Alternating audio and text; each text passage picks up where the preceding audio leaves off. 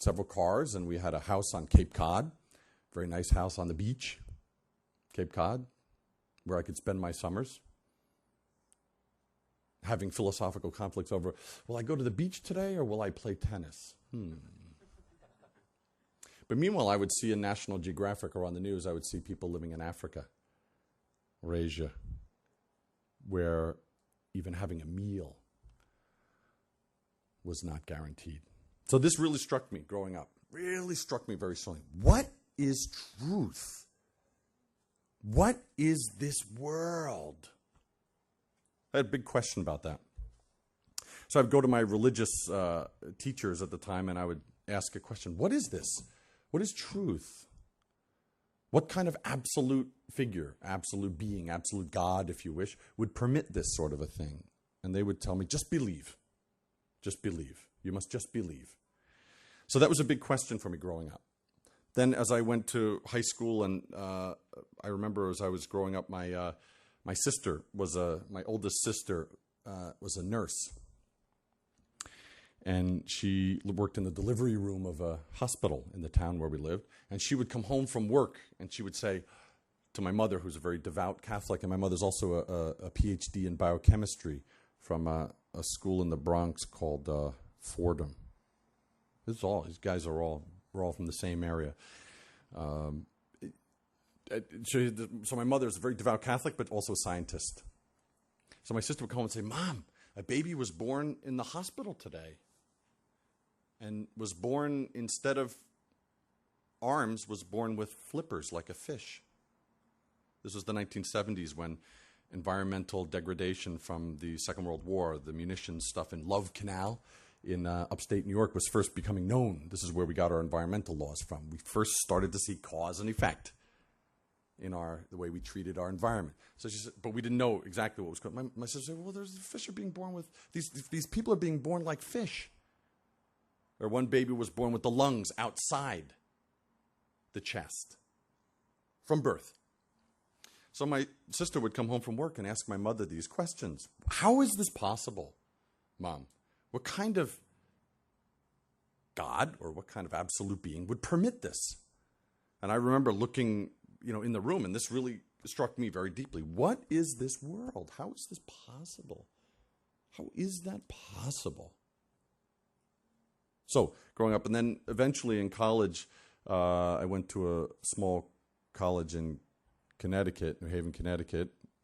And at that time, especially the AIDS crisis started to really unfold in America in the 80s, mid-80s.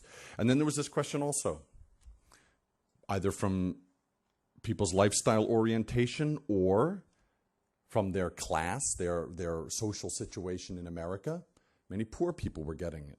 Many inner city people were getting AIDS through relationships. And then there were babies being born with AIDS. And it really hit me. Well, maybe their parents, through lifestyle choices or whatever, and we can't judge that. But maybe there is something that we can see a cause and effect there. But why the baby? Why is a baby born to a mother who has AIDS? Why does this baby do to get this? It's just born, and I'd like to use a word here, but it's not printable. It's for life. So that really hit me existentially. What is this world? That's their one shot in this life. And from the minute they're born, this is like this. So these questions all came together. That time I was studying philosophy, really literary theory at Yale, but philosophy. And I was really engaged in this question. What is the matter of life and death? Especially that time when I was at Yale, New Haven was the 7th poorest city in America. And I would go to study philosophy every day. And we ate well, we had a great situation. And we were living in this city where there were kids who didn't have socks. Where you would walk past the houses of some of the places in the sort of the slum areas of New Haven. There were no windows in some of the houses in winter. And here we were going to study philosophy in these lecture halls, not unlike Columbia, which are heated 24 hours a day in winter. And there are people living right next door who don't have heat. So what is justice? What is truth? What is this world? So I had this very intense question. So even while I was having a great time and partying and doing everything, and I'd come down to New York a couple times, all our Ivy League buddies, we'd get together in New York on the weekends, sometimes in the 80s and early 90s and parties. But still, there was always this question, what is this? What is this world? What is truth? What is justice? What does it mean to be a human being? So at the time, I was believing a lot of what my religion that I inherited from my parents was teaching me, but at the same time, something inside was not satisfied with that answer. So I, at the time, was really inspired by the teachings of German philosophy. I was really, really, really into Nietzsche and Hegel and especially Schopenhauer. Schopenhauer was, for me, and still is, a great, great, great, extraordinarily shocking teacher, as all great teachers are. And so I was really interested in Schopenhauer and answering this question through Schopenhauer's works. And I remember when I was reading Schopenhauer, he's very interesting. He was a very brutal kind of philosopher, very offensive to many people, but honest in that way. He was just pounding every philosophical system in the world. He'd bring it up for some sort of view, and he would immediately take it apart and show its weak points and how it was totally ignorant in some way or weak, maybe in the German sense of things. I looked at Schopenhauer and I was really struck by his intellectual honesty, but then he would always say something like, well, this philosophy's weak point is such and such and such, and this religion's weak point, and this and this and this. But then he would say, but there's some teaching in the world that really accords with my view, and that is called Buddhism. I didn't know anything about Buddhism at the time, but I was really struck that Schopenhauer, for all of his harshness, his brutal insight, was very affirming of these teachings from the East, Buddhism. So I started to read Buddhist teachings. And I was immediately struck that it was exactly the way I already thought in a lot of ways.